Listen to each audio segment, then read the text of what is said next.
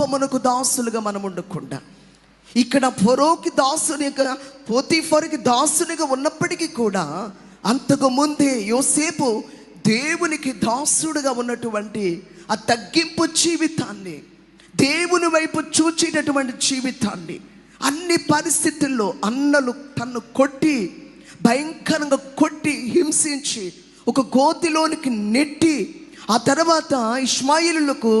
వారికి అమ్మివేసినప్పటికీ కూడా అక్కడి నుంచి పోతీఫరు కొనుక్కొని దాసునిగా ఉన్నప్పటికి కూడా ఈ యొక్క యోసేపు యొక్క జీవితము దేవునికి దాసునిగా ఉన్నటువంటి కార్యాన్ని మనం